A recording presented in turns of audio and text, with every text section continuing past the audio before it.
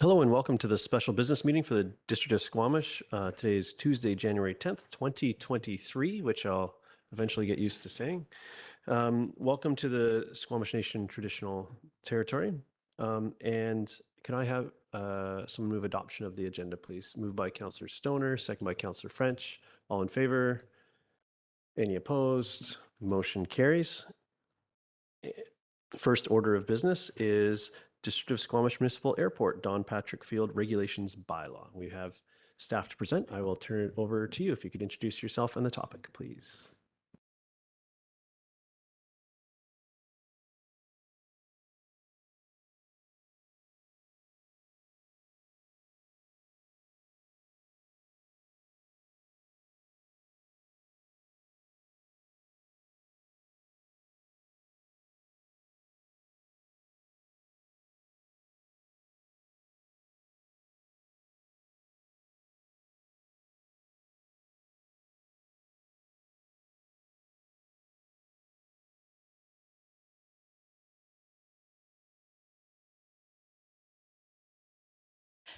Hi, my name is Chantel Milan. I'm the real estate coordinator with the Real Estate Services Department, and I'm joined by my colleague Nav Triplett.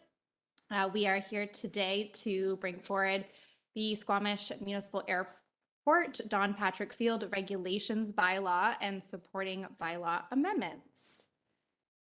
So we're here to propose a new airport bylaw and supporting bylaw amendments that include amendments to the fees and charges, municipal ticket information, and notice enforcement bylaws for the Squamish Municipal Airport.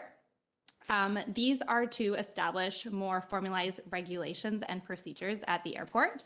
The new bylaw will help clarify expectations around user conduct, including itinerant or visitor aircraft.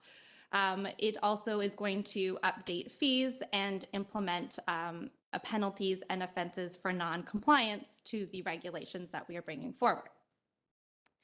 The interim recommendations report was adopted by Council in June of 2022, and it was adopted as the first step in the strategic plan to prioritize items that could be implemented in 2022 and 2023 as quick wins to immediately improve the airport operations prior to bringing a final airport strategic plan forward.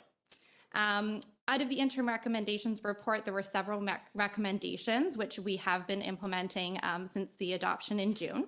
And part of these interim recommendations, what was recommended to us was the establishment of proper airport regulations. And these are to enhance the safety and operations on the lands at the airport by clarifying our expectations regarding user conduct, including visitor or otherwise known as itinerant aircraft parking, access to airside lands, fees for visitor uses, and cleanliness. Part of this was also to implement an airport bylaw. And the bylaw is to support the enforcement of these airport regulations for both existing tenants and visitors. It will establish provisions for offenses and penalties for non-compliance to the regulations. It is important to note that the current regulations at the airport are only existing through the tenants, the leases for the tenants that do require further enhancement. I think it's all there. So bringing forward the new airport bylaw. As mentioned before, these are going to address the manner in which both tenants and itinerant aircraft operators use the ground side lands of the airport. It is also here to support the apron management plan. So part of the recommendations from the interim report was to do an airport apron management plan. So this is also to support that. We delineated 3 fixed wing and 1 rotary parking spots. This is also going to put limits on the length of stay for visiting aircrafts, which we have established in the bylaw, as you may have read, for 72 consecutive hours for a total of 80 hours total in a 14-day consecutive period. As mentioned too, it is also going to regulate the safe access to airside area for non-aeronautical visitation. So it is important to focus here that the airport bylaw and the amendments to the supporting bylaws focus on only non-aeronautical activities. It is very important that none of these are going to touch any kind of aircraft movement or anything like that. This is strictly to deal with the ground side activities on the airport lands. So with that implementation of a proposed new airport bylaw, there were amendments to the existing District of Squamish bylaws that are in place. One of those is the fees and charges bylaw. So what we have done is we have removed the current fees that were in place for monthly and yearly for tie-down fees, and this is for visiting aircraft. We have changed this to be a strict single-day fee.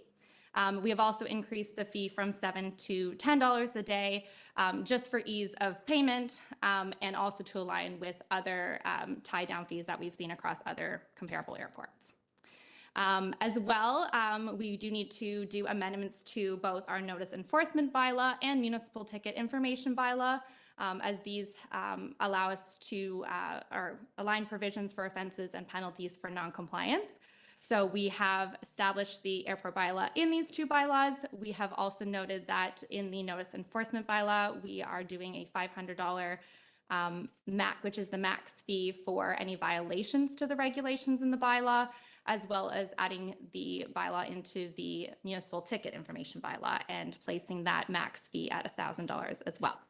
And this just allows legal authority for staff to issue tickets and enforce non-compliance with those regulations that are in the new Squamish Airport bylaw. You will have in front of you, this was Appendix 1 attached to the Squamish Municipal Regulations bylaw, and we have made a very slight amendment. It was brought to our attention that the blue area, which includes the airside and the leasehold lots, there was a tiny section kind of to the north of this image, that little tiny extra blue section by the parking lot 1, I think it is in the image. It was accidentally included as a parking lot, and that is actually part of Glacier Air's lease area. So we did have to make just a slight amendment that we'd like to bring forward to that map in Appendix 1 that you all have in front of you. And with that, we would like to present the recommendations forward and give the new Squamish Municipal Regulations bylaw and supporting amendments first 3 readings. I will open it up to questions. Thank you. And Council, when we get there, each of these will need to be done individually, just for reference. I'll be when we get to that part, we won't be able to bunch them all together. Is that a hand, Councillor French? Yes. We'll start with you. Take it away. I was not looking to buy the Lamborghini in the auction. I've had some feedback from a current leaseholder at the airport indicating the 72-hour parking restriction may occasionally be a bit of a nuisance for employees at the airport. So there could be occasions when airport employees would be flying out on a work assignment and be gone for 72 plus hours. So I'm just wondering, do you have any thoughts on a potential airport employee workaround or workarounds once this bylaw is in place for this scenario? Through the chair. So that is something that we are going to look at. We did hear from other tenants as well that could be problematic. So we can kind of work out like a decal system or something like that, similar to what we do at Muni Hall and in the Ilano parking lot. So that's definitely something that we're going to discuss with them before we just start enforcing. So that's top of mind for us, and we will look into it. Okay. And there's a reference to abandoning or leaving unclaimed goods or possessions at the airport. So much like we've seen with marine vessels, I understand there have been issues at other small airports with abandoned aircraft. So abandoned aircraft isn't specifically mentioned or addressed in the bylaw, and I think it doesn't need to be included in the bylaw. That has me wondering, though, has abandoned aircraft been identified as an issue potentially requiring future policy work or wording in the future? Or maybe we should consider a bylaw amendment at some point in the future to address abandoned aircraft if it becomes an issue in our area.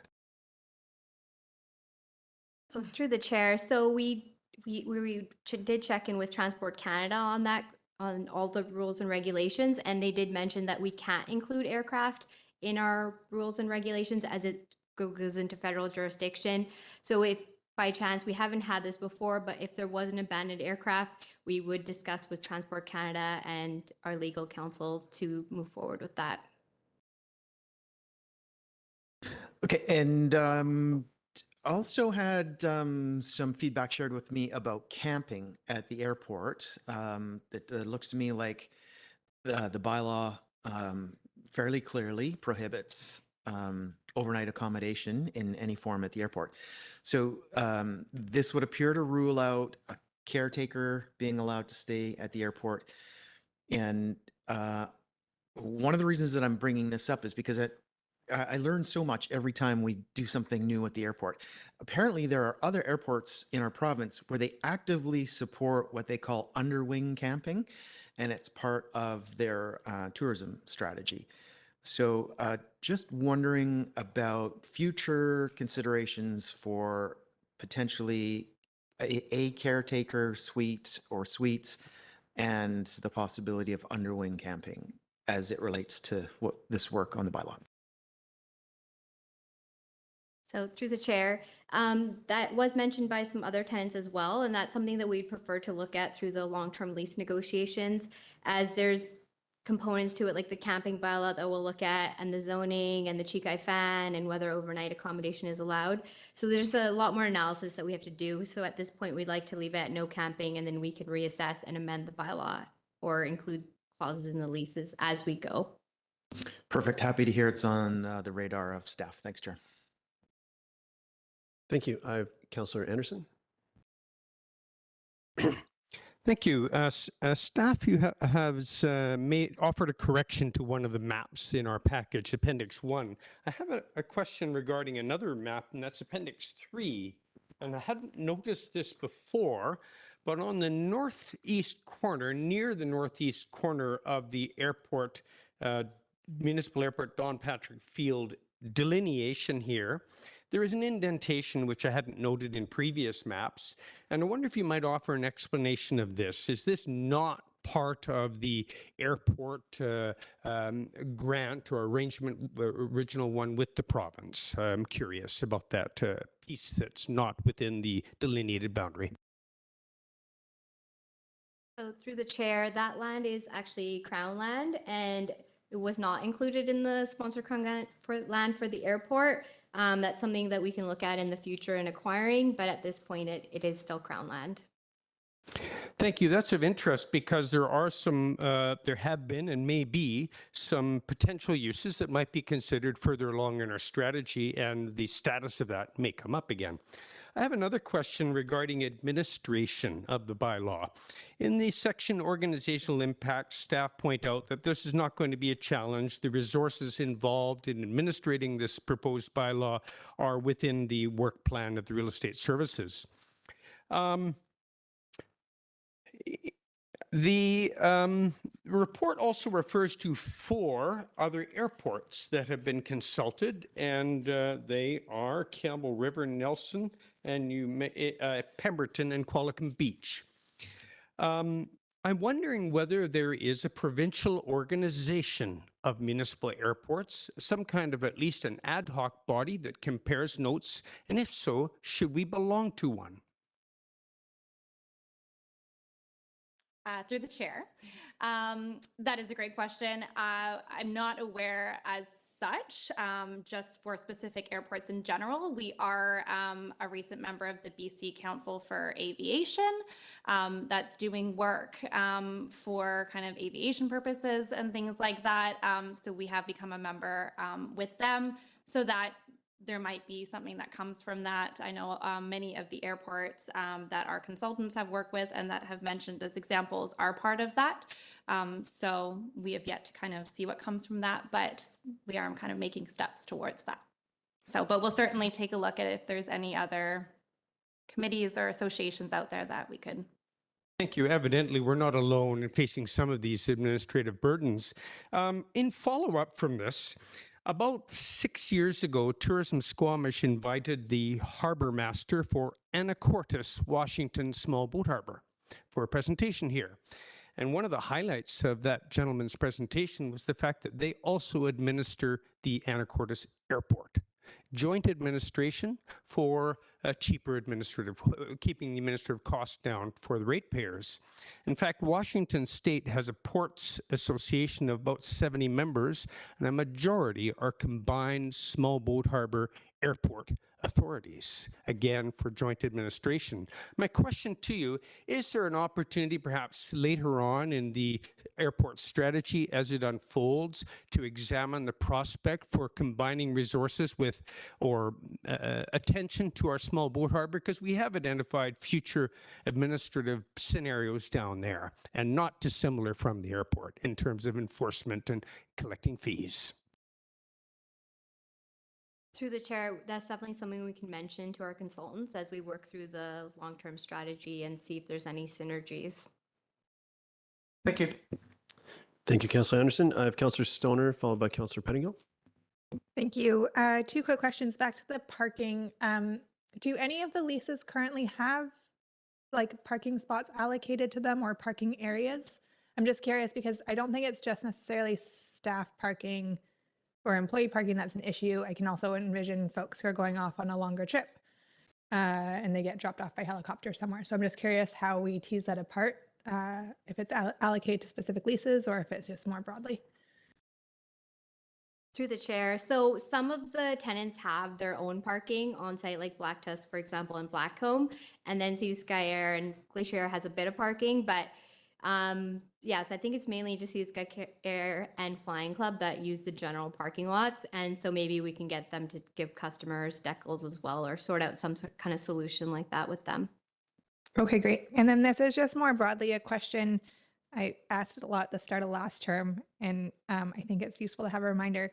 So the fines, and it may not be for you, it may be for Ms. Arthurs, the fines for the notice and enforcement bylaw are half of what we charge for the municipal ticket information bylaw. I'm just wondering if you can speak to why there's that variability.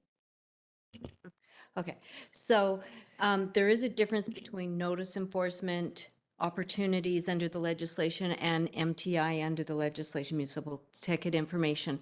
So notice enforcement is capped. There's a legislated cap on what we can charge, whereas it's a much greater opportunity under the MTI, which helps us having that higher opportunity. And this is sort of on a broader explanation, not specific to the airport, but when we have things such as tree offenses, so we can charge per tree that higher offense. It's a bigger hammer in preventing people from not offending or from offending.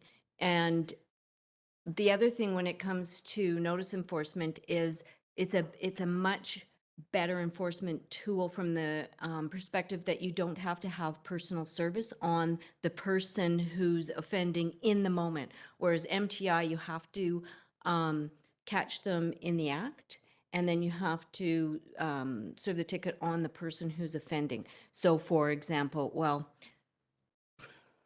and there's also with the notice enforcement, it's the adjudication process, which is a good opportunity for the person receiving the ticket to have their day in court and have their say if they're not in agreement with receipt of the ticket. So it's not just about the fine amounts, but each one offers its own strengths, and that's why we use both tools. Does that make sense? And then maybe Frank wants to add to that, but that's generally why we always do a parallel process. Yeah. Thank you. Councillor Pettingill? Actually, Councillor Stoner's question got at some of what I was wanting to understand, so I'm good. Thank you. Thank you. See no other hands. I'll ask my question. I was curious, in the report, under budget, there's only really, it says there's no budget required essentially, and where the fines will go. But when I look at the mapping, it seems to be that we need to delineate some spots and potentially add some signage around these new regulations, both for the aircraft parking, as well as the regulations around the vehicle parking. And I just wondered how we're going to do that without budget, or is there a budget ask coming in next year's budget, or like where does that sit? 'Cause it doesn't quite make sense quite yet to me. Through the chair. So we don't anticipate too many expenses, and I feel like we can cover it in the operating budget that we have for the airport. So like things like signs, and 2 of the signs we applied for a grant for. And so if we get the grant, we could use that towards the big rules and regs sign by the apron kind of things. But we don't anticipate any huge expenses that we can't cover through the operating budget. Okay. Thank you. Oh, yes, please go ahead. Sorry, through the chair, just to add as well, we have, as part of the recommendations to work on the apron management plan, we did do delineation line painting at the airport, which was completed in the fallish summertime. So it does denote the emergency parking area. It does also note each itinerant fixed wing and the itinerant rotor ring spot. So that is all been completed thus far. Thank you. And maybe this is just a point of curiosity for me, which I'll indulge myself right now, but the rotary wing parking seemed really close. And I understand we've got our consultant working on this, but just given that it's gravel around and so on,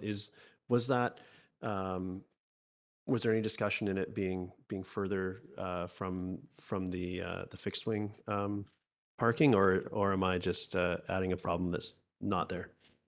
Through the chair. So that was something we looked at, and it is like the way that the helicopter has a maneuver in there, like it's not ideal, but it's fine in a situation where you don't have as much land. And the longer term solution will look at separating fixed wing and rotary, but in the meantime, that's the only solution that could work. And it is safe. We have barriers in between, and there's a certain maneuvering method that the helicopter would have to take to prevent getting close to the fixed wing aircraft.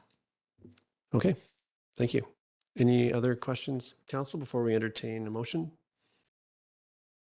All right, seeing none, if someone would like to, Councillor French? Yeah, I'll move the staff recommendation number 1. Thank you. Is there a seconder? Councillor Anderson seconds. Any comments? No. With that, I'll call the question. All in favor? Motion carries unanimously. That was sorry, number 1, which was actually bylaw number 2953 2023 was the one that we just moved and voted on. Thank you, Councillor French. So now I'm looking for a mover for number 2 on our list, which is better known as bylaw number 2952 2023, which is the fees and charges portion. Moved by Councillor Pettingill, second by Councillor Stoner. Any comments? Seeing none, all in favor? Motion carries unanimously. Moving down our list, number 3, this will be the bylaw notice enforcement. The notice enforcement bylaw number 2418-2015 amendment for the airport, bylaw number 2949-2023, which is a very catchy handle. Would someone like to move that one? Councillor Hamilton moves and Councillor Stoner seconds. Any comments? All in favor? Motion carries unanimously. Thank you. And moving down our list, the municipal ticket information bylaw amendment, bylaw number 2950-2023. Could I have a mover? Councillor Pettingill, second by Councillor Anderson. Continue the trend of no comments. All in favor? Motion carries unanimously. And that was it for this topic, I believe. Thank you so much for your work on this and being with us today. Thank you. So next on our agenda is consideration of third reading for District of Squamish Housing Agreement for 1940 Centennial Way Phase 1 non-market rental. And we'll give our staff just a second to switch over here and we'll get to that topic. Oh. Do you need a minute to get a presentation together, or is there a presentation? There is? Okay. All right. Well, when you're ready, the floor is yours.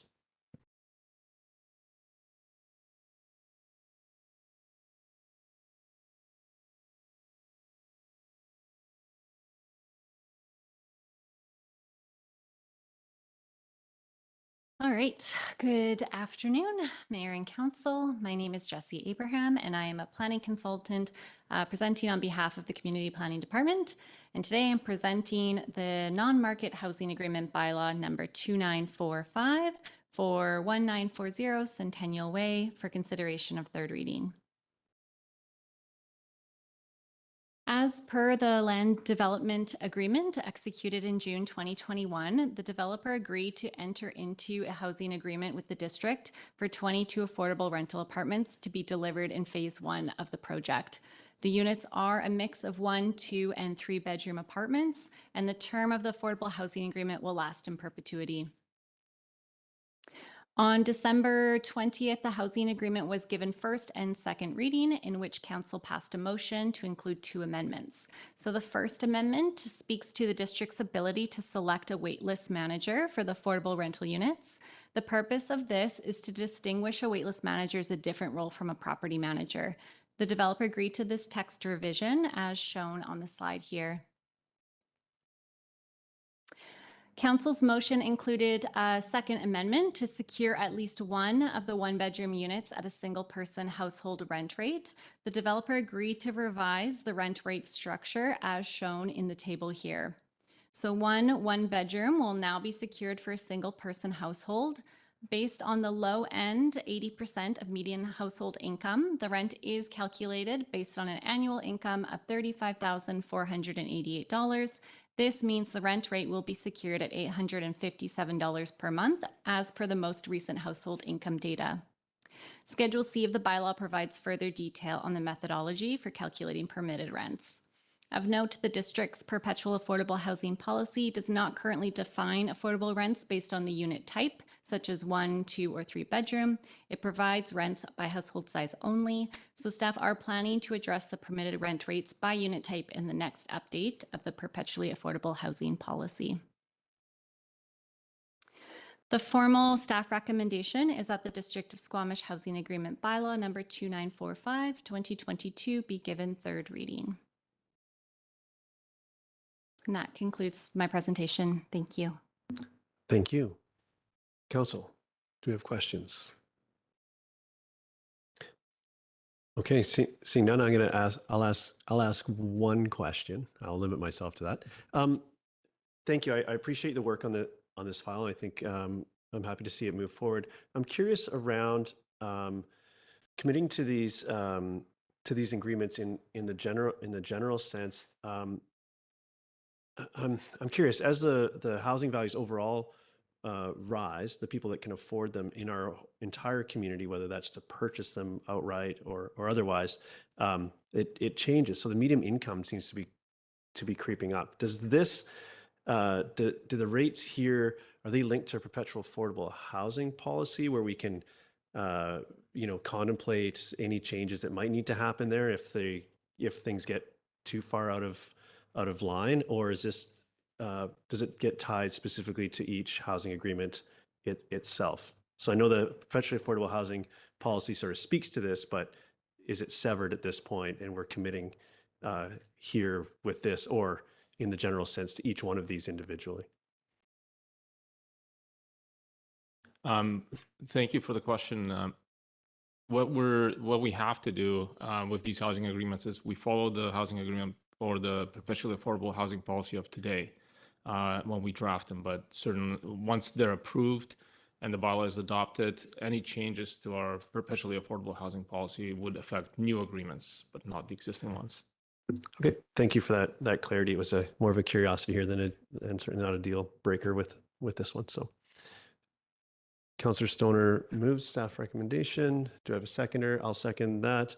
Would you like to speak to it? Thank you.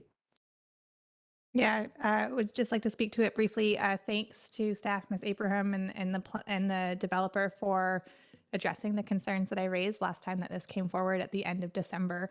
I know some of my colleagues had significant concerns around the delay that this might cause, and I think we go to show that when we want things to be done quickly, but we want to make sure that they are also done accurately, and we're making sure that we're getting the rents that we know our community needs. And here we are 3 weeks later with a fairly extensive holiday break stuck in the middle there, and we are still moving this project along. So I know that was a heavy lift on your part, and on the part of the developer, but it means that we were focused on getting the right solution for our community. So thank you for the work. I think this puts us in a much better position than we were 3 weeks ago. So I'm happy to support third reading. Thank you. Councillor Pettingill. Yeah, I think this is a significant improvement from what we have or had, and worth the extra couple weeks. I do think it quite clearly doesn't meet or come anywhere close to meeting all of our affordable or just non-market housing needs.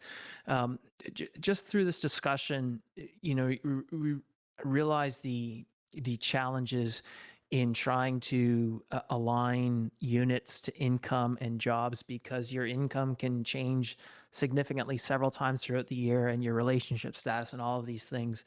And yet we still have, we need and want to support the people who need the help the most. And that's pretty challenging with the tools we have. I think we are doing, being very aggressive and doing what we can. Clearly, again, as I said, there's still much more to go, and ultimately it comes down to just building more and more non-market and ideally affordable supply. So, just want to acknowledge some of the challenges and tensions we're facing on making sure that the right units are available for the right people at the right time is just really tough when we can only sort of reevaluate once a year. And again, people's circumstances change. Maybe your income goes up, so you no longer qualify, and then 3 weeks later it could fall back, but now you've lost the unit. And so there's really, really difficult things for us to deal with when supply is so short. And so I'm glad, though, that we are making progress and aggressively bringing on what new supply we can. And for that reason, I will be supporting this. Thank you. Thank you. I'm also speaking in support of third reading. I think I was really happy to see the not only the quick turnaround, but the desired outcome being achieved in that short time. So thank you to everyone involved in that, both our staff here and the developer, to respond to our this table's asks. So with that, sorry, yeah, go ahead. I just want to reflect on one of my council colleagues' comments. Just clarify that if your income changes month to month, you won't lose your housing. It's based on your annual income. So I just want to make sure that we're clear that people are not going to lose their housing if their income changes over 3 weeks. Thank you. Thank you for that clarity. With that, I'll call the question. All in favor? Motion carries unanimously. Thank you so much. And now we're on to item 5.1, third reading as amended of the District of Squamish Building Bylaw number 1822, 2004, Amendment Bylaw, Construction Values number 2937, 2022. I said the whole thing to buy you enough time, hopefully, to get set up there. Is no presentation at this point? Okay, I'll let you maybe speak to it briefly, and then we. Good afternoon, Council. My name is Charlene Pollock. I'm the Manager of Legislative Services, and I'm here this afternoon regarding the building bylaw amendment that was given first 3 readings on December 20th. Due to an administrative error, the wrong bylaw number was issued to the building department. So the process to correct that error is to have third reading of the bylaw rescinded and an amended third reading given to the bylaw with the correct bylaw number and bylaw citation, which is on the corrected bylaw. And I just want to note, other than those amendments, the bylaw is exactly as presented on December 20th by the building department staff. And blue copies of the bylaw were handed out. There was just a small amendment just at the very top of the bylaw, where it states a bylaw to amend District of Squamish Building Bylaw 1822, 2004. So just some wording removed there. Thank you. Council, any questions on this? With that, I'll entertain, would someone like to move the first motion, which would be to rescind third reading? Moved by Councillor Pettingill, seconded by Councillor Hamilton. All in favor? Motion carries. And now we're looking for the third reading as amended. Moved by Councillor French, seconded by Councillor Hamilton. All those in favor? Motion carries unanimously. Thank you so much. And can I have a motion to close, please? Councillor Stoner, Councillor Greenlaw, all in favor? Motion carries. Thank you. We'll take a brief recess and we'll reconvene at 20 after. Thank you.